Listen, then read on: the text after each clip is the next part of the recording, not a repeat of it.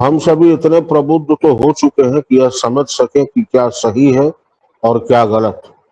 वस्तुतः हम सबों का जीवन उस दिन शुरू हुआ जब गुरु ने अपनाया था। इतने लंबे जीवन के बाद हमने सीखा क्या?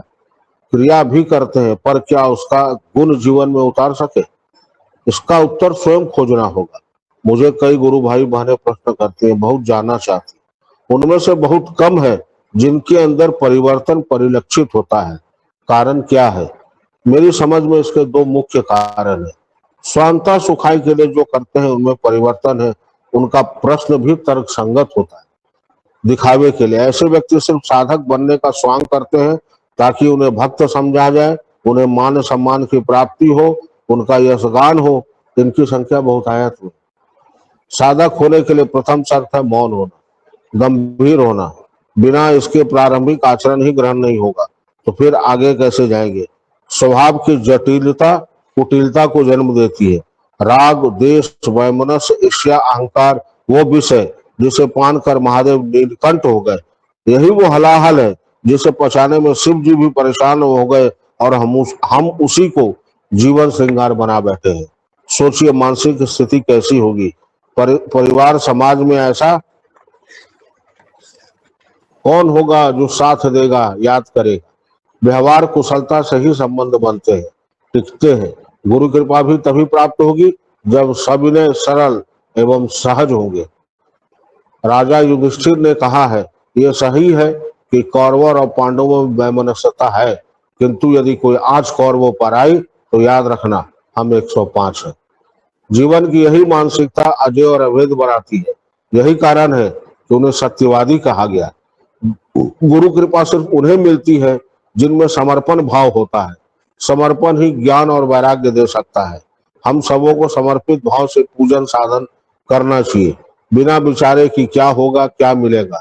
लेकिन जो प्राप्त होगा उसकी व्याख्या वेद, पुराण और उपनिषद भी नहीं कर सकते। श्री राम और रावण का युद्ध तो आज प्रत्येक शरीर में चल रहा है। श्री राम कहते हैं ब्रह्म मुहूर्त है, उठ जाओ। रावण कहता है क्या होगा सुबह उठकर, सोए रहो। अब जिसका जो प्रबल है, बलशाली है, वही जीतेगा। स्वयं की जांच कर लेनी चाहिए कि मेरे अंदर कौन सबल है। समय बीता नहीं है, अभी जाग जाइए, इससे पहले कि श्वासों की माला छीन हो जाए। कर्मयोगी बनिए, साधक बनिए। सरलता, संभाव, सहजता आपके चौखट चूमेगी। आप सबों का कल्याण हो। जय गुरु मां।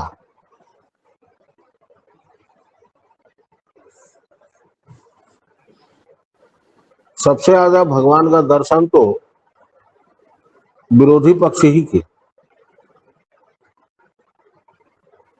मैत्री संदेश लेके जब श्री कृष्ण दुर्योधन के सभा में गए, उसको कर्मयोगी तक बता दिया।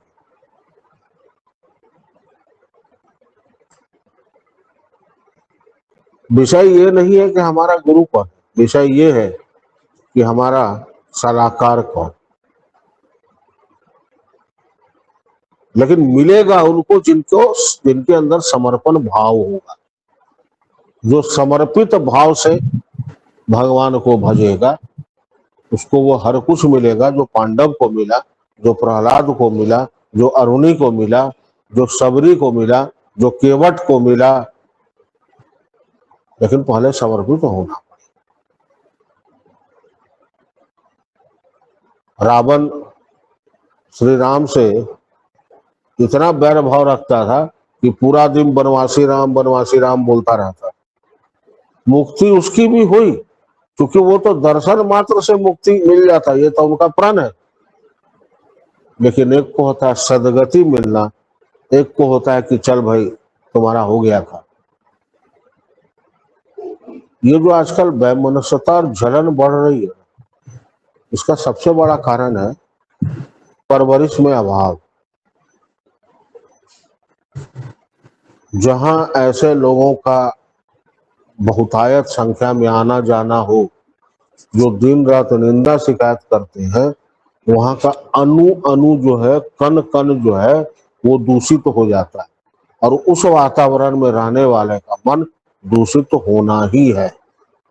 और मैंने ये बहुत गंभीरता से अनुभव किया है कि जहां ऐसे लोग हैं उनके विचार में विपन्नता है, सोच में दरिद्रता है और स्वभाव में कुटिलता है।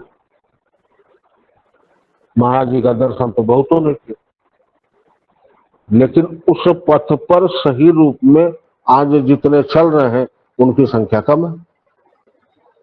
एक व्यक्ति मुझे ऐसा नहीं मिला जो कि जिसने ना कहा हो कि बाबा हमको सबसे आगे मानते थे, लेकिन आपके जीवन में उस मानने से परिवर्तन कितना हुआ, और जिनके अंदर हुआ वो आज मौन है। करते सब कुछ है पर्दे के पीछे से, उनको अपना नाम नहीं चाहिए, अपनी प्रसिद्धि नहीं चाहिए, क्योंकि उन्होंने जब समर्पण किया तो उनको ये ज्ञान हो गया कि तुम मौन हो जाओ, तो वो मौन हो गए। हम लोग थोड़ा करते हैं, इतना बोलते हैं, मालिक इतना करते हैं, बोलते ही नहीं। ये अंतर है। तो मौन होना पड़ेगा हमारा सलाहकार को, क्योंकि संगत और पंगत का असर जीवन में बहुत होता है। और जो नकारात्मक लोग हैं, मैंने बाबा से कभी एक बार बहुत पहले पूछा था, मतलब उस वक्त शरीर से बिल्कुल स्वस्थ थे, मैं पूछा था कि बाबा ये जो निगेटिव आदमी बोलता है और मैं नहीं सुनना चाहता, तो क्या करना चाहिए? पहले तो बोले कि पहले तो अवॉइड करो, टॉपिक बदलने का प्रयास करो, नहीं बदलता है फिर कोशिश करो कि उनको बता दो कि भाई दूसरा बात किया जाए ना, विनम्रता से। बोले उसके बाद भी नहीं माने, उसके बाद भी नहीं माने तो तुम्हारे दिमाग में आता है वही करो। मतलब कि अगर डांटना है तो डांटो, भले वो कितना बड़ा आदमी होगा कि आप गलत बोल रहे हैं। गलत तो बोल ही रहा है, थोड़ा और बोल लेगा तुम्हारे बारे में, कोई फर्क नहीं, लेकिन तुम सही रह जाओ, क्योंकि उससे कनु कनु प्रभावित होता है, कन कन प्रभावित होता है।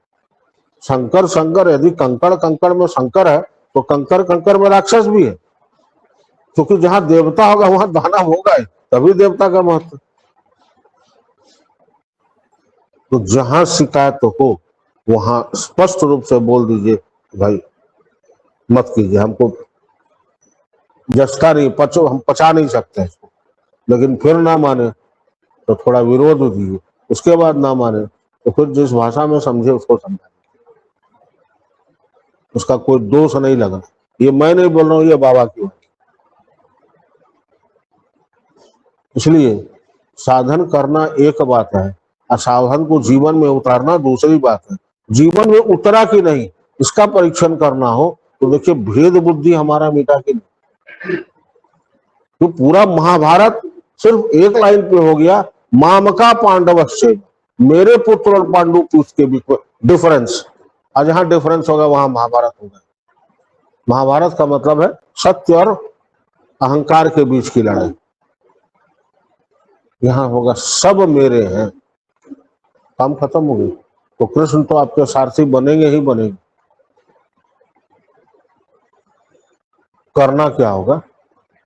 झुकना होगा, विचार करना होगा कि आज हमने दिन में किसके किसके बारे में बुरा सोचा।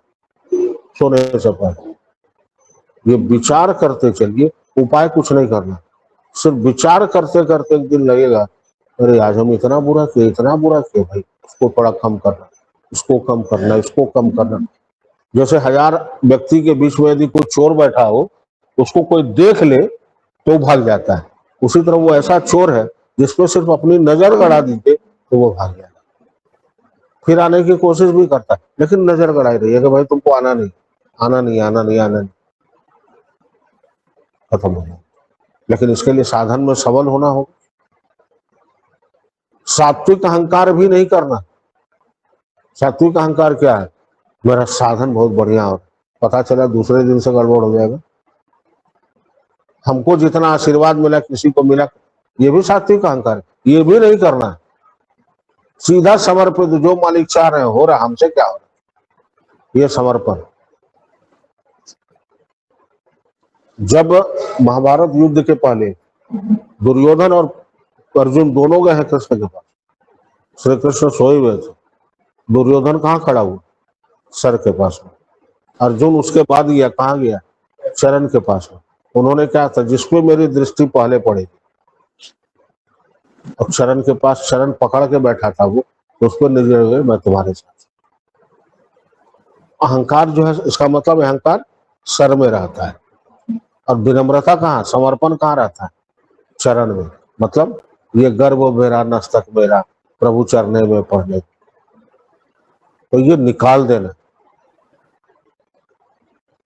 क्योंकि समय का चक्र भाई बड़ा विचित्र होता है, और इसकी लाठी में आवाज होती नहीं, इतनी जोर से पड़ती है, और ऐसी ऐसी जगह पड़ती है जिसका कोई वैद्य इलाज नहीं कर सकता। उस दिन सिर्फ अफसोस करके रह जाएंगे कि मैंने क्या किया। और ऐसे लोगों से और भी दूर रहने की आवश्यकता है जो साधु संत की निंदा करता। स्पष्ट निर्देश है, जाके प्रिय न राम वैदेही तजिए ताही सम यद्यपि परम सने। ये तुलसीदास जी ने मीराबाई के पत्र के उत्तर में लिखा था। जिसको राम और वैदेही प्रिय नहीं है, उसको ऐसे ही कितने भी प्रिय हो, उसको त्याग देना चाहिए। जवाब है हमारे पास। जो गुरुओं की निंदा करे वैसे व्यक्ति से जितनी दूरी हो, और ना समझे तो समझा देना चाहिए, वो भी शास्त्र सम्मत है। हम लोग को जो मध्य मार्ग पे चलना है, हम लोग को साधन करना है। मालिक ने जो जिम्मेदारी दी है वो करना है, करने वाले वही है। हमको समर्पित भाव से चलेंगे कि प्रभु जा रहे हैं, बाकी आपका काम है, आप देख लीजिए, देखिएगा सब काम अच्छा होगा। हम लोग भगवान से रिश्ता नहीं बनाते, हम लोग भगवान को यूज करते। मुसीबत आया तो रोग गा दिए, अब खुशी हुआ तो अगरबत्ती दिखाना भी भूल गए। नहीं, भगवान से एक रिश्ता बनाइए। ऑफिस के लिए निकल रहे हैं, जाके 2 मिनट खड़ा हो जाइए, बोल दीजिए कि मालिक जा रहे हैं, आप ही का काम है, आपके लिए पानी रख दिया है, तो जरूरत होगा तो हमको बता दीजिए। अब बोल के तो जाइए, आपके लिए प्रसाद रखा है, घड़े में ये है, बता के जाइए। आइए तो फिर वही बोलिए, आज का दिन आपकी कृपा से बहुत अच्छा रहा, तो दिक्कत तो नहीं हुई आपकी। मन से सवाल कीजिए ना। मैं लिख के देता हूँ कि धीरे धीरे धीरे धीरे आपको वो बताने लगेंगे कि हमको क्या चाहिए, और हम तुम्हारी सेवा से खुश।